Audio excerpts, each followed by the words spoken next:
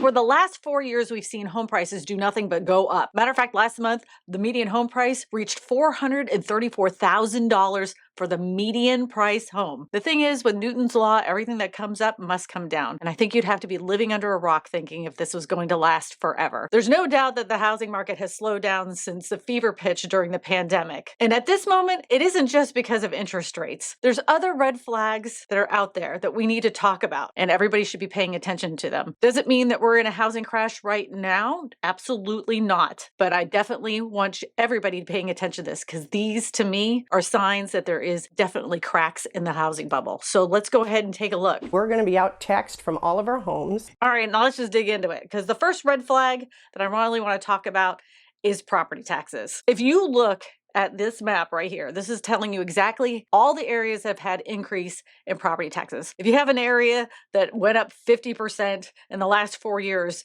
of course your property taxes are going to go up. But in some areas, the property taxes, the new assessed value has gone up even more. 400% even. Some face increases of nearly 650%.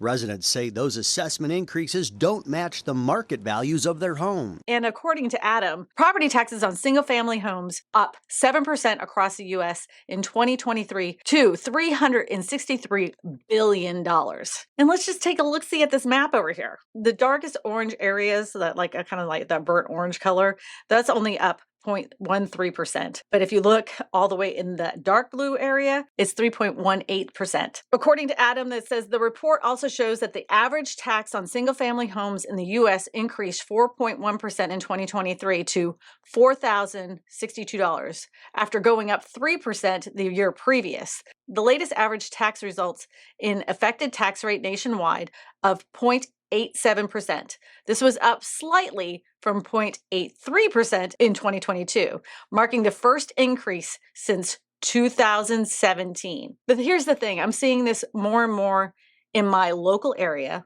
and I'm seeing it in areas like Florida and Texas. People are struggling. A lot of people count on a regular payment when it comes to their mortgage. They know that there's going to be an increase in their escrows every single year. But when you have it going up more than a couple $100 per payment, that digs into people's incomes quite a bit.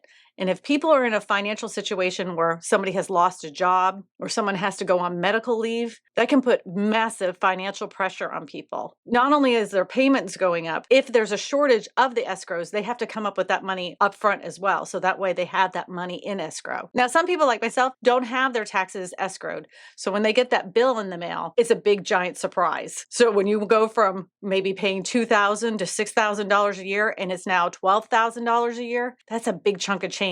And a lot of people at this time don't have that kind of money. I think, to me, when we're looking at property taxes, this is just one of the red flags that I see coming in the housing market. Is this going to be the catalyst that forces a lot of people to have to sell their home? I think for some, especially the middle class and low income, some of them are going to have to make that decision because they can't afford to pay their mortgage payments because of the property taxes. City Council member Mark Jeffries says without action, cities everywhere could face a new foreclosure crisis. And like he said, foreclosures.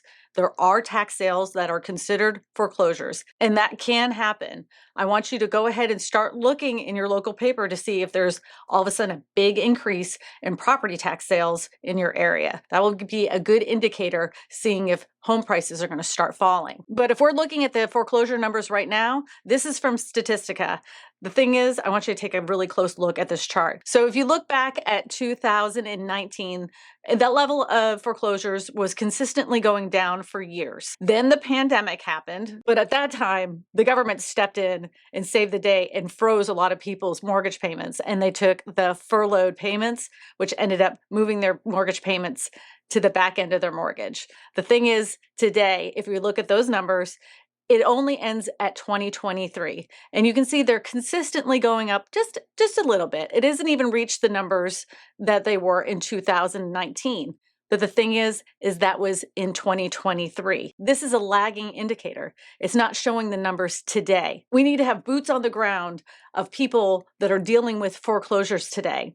And not that I'm saying that TikTok is the best, most reliable news source, but it just so happens I follow a very, very small TikToker that is a real estate appraiser. And just go ahead and watch this and we'll talk about it. This is today foreclosure homes I have to visit.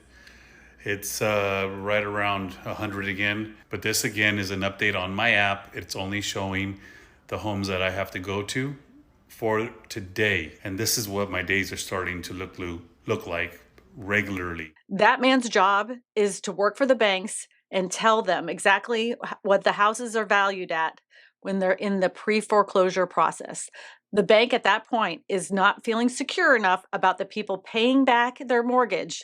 So they send an appraiser out there to give them what they call a drive-by appraisal. So they go out there and they take a picture of the house and they give them that drive-by appraisal using comps in the area of what's sold. When I saw his video, it reminded me of back in 2006 when I sold my house in Florida. I saw a guy standing out there taking pictures of houses, and he went from one house to another house to the third house. And I was like, is this guy from the HOA? And I went over and talked to him. He's like, no, I'm a bank appraiser. And I'm like, oh, are these people refinancing? He's like, no, they're not refinancing. At that time, my spidey senses went off, and I'm like, huh. They're not getting refinancing. Why is the bank out there taking photos? And I already knew it's probably for foreclosures. That's what this guy's doing in Texas. I'm curious, if you are an appraiser, are you seeing more banks reach out to you for the pre-foreclosure process? I'm predicting a lot of them are, because a lot of people are struggling right now because they can't afford just their regular day-to-day life. I don't like doing this very often, these crystal ball predictions, but I'm telling you, I think we're going to be seeing a lot more homes in foreclosure. Is that going to make a housing crash? Only time will tell. But let's talk about some more red flags I'm seeing. I just barely mentioned the '08 housing crash because it is something that we can reflect on, especially if you're at my age. We lived through it. We know what it looked like. And there's some things right now that are the red flag to me that are very reminiscent of '08. And that was a news article that just popped across my news feed today, and I think you need to take a look at this. So this article is from Yahoo Finance, and it says higher interest rates have created 63 problem banks and $517 billion in unrealized losses, the FDIC says. According to the Federal Deposit Insurance Corporation's first quarter report, the U.S. banking system is sitting on a collective $517 billion in unrealized losses and has 63 problem banks. You remember last time when banks were too big to fail? Remember what got them in trouble? The article goes on to say those losses have been sparked primarily by a surge in interest rates over the past 2 years, which have driven down the prices of fixed income securities held by banks. Unrealized losses held by banks increased by $39 billion in the first quarter relative to the fourth quarter of 2023. Higher unrealized losses on residential mortgage-backed securities resulting from higher mortgage rates in the first quarter drove the overall increase. From 2008 to 2021, the U.S. banking system's unrealized losses, gains, and investment in securities range from as much as $75 billion in losses to just under $150 billion in gains. Meanwhile, the 63 problem banks in the first quarter represent an increase of 11 banks from the fourth quarter and the last. The number of problem banks represent 1.4% of the total banks, which is within normal range for the non-crisis periods of 1 or 2% of all banks. Non-crisis periods of 1 to 2% of all banks, and it's at 1.4. If we were going to play the math game, it's less than it's less than 2%. I get that. That's one of those other red flags I think that we need to be paying attention to. Are we going to have more problem banks that are having problems with their mortgage-backed securities? Are they going to be another financial crisis where they're too big to fail? Are we going to go ahead and bail them out like we did last time? You let me know in the comments section, but we have more red flags to talk about. Since that seemed familiar, this may actually sound familiar to you too. Do you remember back in the day, interest-only loans and 0% mortgages? Well, they're back. In a million years, I never thought they'd see them again. I thought we would have learned our lesson by doing this. I thought the public themselves would never put themselves in this position again. But here we are. According to CNN Finance, it says many Americans would love to buy a home, but they don't have tens of thousands of dollars to cover the down payment. With a new 0% down program launched 2 weeks ago by one of the nation's largest mortgage lenders. However, the new program offered by United Wholesale Mortgage is making experts nervous how these loans could backfire on homeowners, especially if home prices stop going to the moon. And for some, it brings back memories of the subprime mortgage meltdown that fueled the 2008 financial crisis. I'm one of these people. I'm not an expert, but holy cow, this is a recipe for disaster. The CNN Business article goes on to say, the billionaire owned by the Phoenix Suns NBA said home buyers who still qualify won't need to put down upfront money as a down payment. Instead, the program will allow buyers to pay for 97% of the home's value with the first mortgage and then provide the remaining 3% up to $15,000 in the form of a second mortgage. The second mortgage won't accrue interest, but it will need to be paid back in full as a balloon payment. These mortgages are only open to first-time home buyers and those making no more than 80% of the area's median income. To me, do you remember when they called this predatory lending practices? Because it prioritized people that didn't have money. I know I want everybody to be able to find an affordable house, and I realize home prices are really expensive, but in this case, it just has a very icky feeling to me because people are so desperate to find a house, they kind of get in over their head. And mortgage lenders are so eager to go ahead and write people a new mortgage that maybe they're not really qualifying the best people to be able to pay that balloon payment in full. United Wholesale Mortgage said that there is no other wholesale lender or non-bank mortgage company is offering such a program nationally. I wonder why. Yet some worry that this kind of mortgage could cause problems for homeowners down the line. Yeah, because we've seen this before. You and I have seen this. The central risk is that because they put down no down payment up front, homeowners will be starting with no equity. And if home prices go down, that means they start having negative equity. And then if they lose their job and they can't pay their mortgage, that negative equity will end up turning into either a short sale or a foreclosure. And then right under that says, it could happen. That could be a problem if the homeowner needs to sell quickly, perhaps because they lose their job or face financial distress. No kidding. Suddenly, they'll be on the hook to pay back the second mortgage. And because they're underwater, the home sale won't generate enough cash to retire the debt. If the homeowner lacks the cash to make up the difference, then he or she will be in a default on the second mortgage and at risk for foreclosure and damage to their credit. They gave you a little warning in this article. Says read the fine print.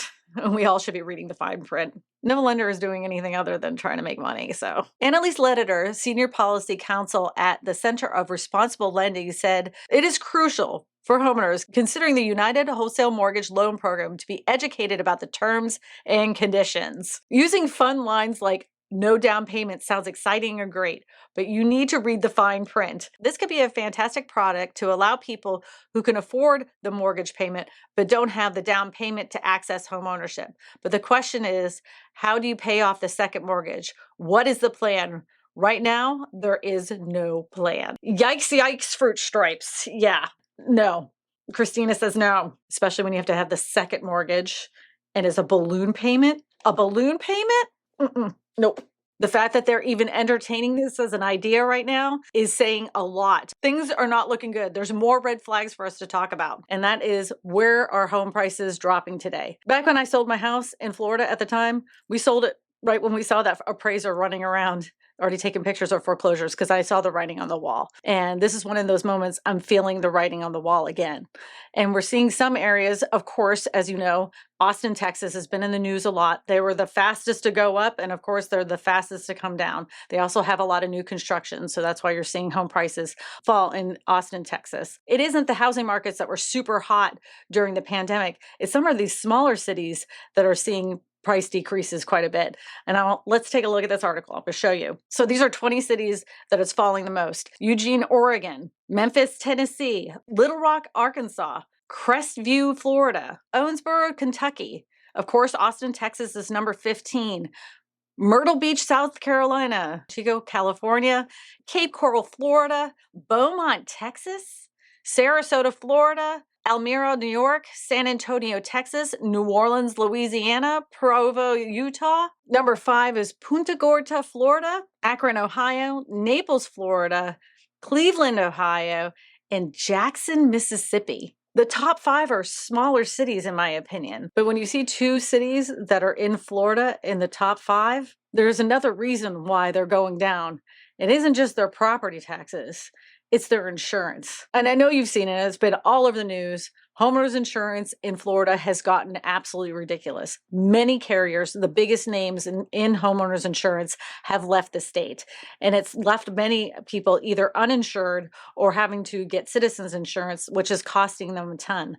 Not only that, if they get citizens insurance, they're being required to carry flood insurance, which they never had to carry before. And that's another cost on top of it. Many of those people that live in the area, if they don't have a mortgage, they're just opting to like YOLO and hopefully like no storm comes through and they're just going to try to cover it themselves. That's not the only state though that's facing insurance prices.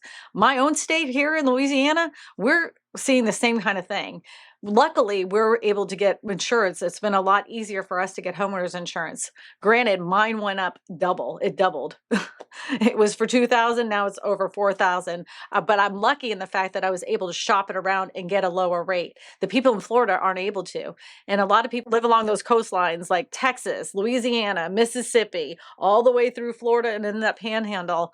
They're having a hard time finding insurance because many insurance carriers say, we're not going to do it anymore. There's too many hurricanes that are predicted to be happening in the next few years. And don't get me started on how I feel about insurance companies. I've already done a video on that before. I'm not a big fan of them.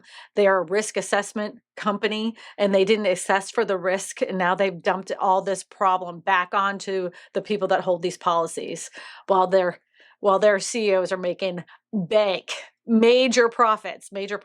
Not so much as on the car insurance side, like they do on the homeowners insurance side. Just saying. I'm sure many of you are going to give me a little guff in the comment section about that. But well, homeowners insurance is one of those things you have to have. If you have a $400,000 house, to have no insurance on your house you're playing with fire at this point. Anything can happen to your home. And if you don't have homeowners insurance, what are you going to do if it burns to the ground? You lost everything. I may not be a big fan of homeowners insurance companies, but when you need them, you may have to fight them for a lot of stuff, but at least they're there. And at least you paid those deductibles and premiums to be able to have it. Insurance is going to be another thing that's going to make people forced to sell. Just like property taxes, they're going to be in a situation they're going to be forced to sell. And if they lost their job, they're going to be forced to sell. These are all things that cause home prices to come down. We've had a lack of supply of housing on the market for a very long time. If you continue to keep interest rates incredibly high, you're going to keep a lot of first-time home buyers out. If all these other things pile onto people, you're going to see a lot more homes enter the market. The more homes that enter the market, the more likely they're going to see home prices decline. Is it going to be the 08s? I have no idea, and neither do you. And none of these YouTubers on here saying that it's going to go down 20, 30, 40%. They're literally throwing pie in the sky and hoping for the best. Nobody has an exact number. I mean, so many of these things have looked just like 2008. What's going on with insurance right now does not feel anything like it did in 2008. Did not even close. Matter of fact, Fox Business said, home insurance rates have surged nearly 40% since 2019, but they're rising the fastest in these states. Oklahoma has the highest average home insurance premium by state, coming in at $5,478 per year. Holy smokes. It's 121% higher than the U.S. average. Nebraska follows with premiums averaging $5,363 in 2024, which is 116.4 above the typical rate. Average cost of homes insured in Kansas is the third most expensive at $4,825. My house, 2,200 square feet, it was coming in just over $4,000. So Louisiana's like right around the corner. And it makes sense that those states would have the highest insurance. But when you're used to living in a very affordable area like Louisiana, Mississippi, and you see those increases going from $1,000 to $2,000 to $4,000, A lot of people can't afford that. It's going to force them to sell. The thing is we have wage stagnation. Everybody knows food costs are way up. Everybody knows that medical care has gone up. And right around the corner, I'm waiting to hear what's going to be happening with the jobs market. By the time this video is published, we will know what's going on with the jobs market. Likely to see the market really correct or show concerns about recession until the labor market falls off. So I think we have a bit of room to run from an equity market perspective. I don't put a lot of faith in the jobs market numbers because every time they come out, we all know they just pat them and they take out numbers and they always make it look good. Look, I made a promise to you over 4 years ago that I would never, ever, ever breathe a word of crash unless there was something that we needed to discuss. Right now, I'm seeing cracks in the housing market. The bubble, to me, looks like it's very fractured. But I want to know your opinion in the comment section below. Do you think these are signs that we're heading for a housing, basically, recession? I'm not saying crash, and we're not certainly here there now, but I'd love to hear what you have to say. Let me know in the comment section below. To watch more videos about the housing market, you're going to want to watch these videos right here. My name is Kristina Smallhorn, your real estate whisperer, and I tell you all this because good real estate information matters.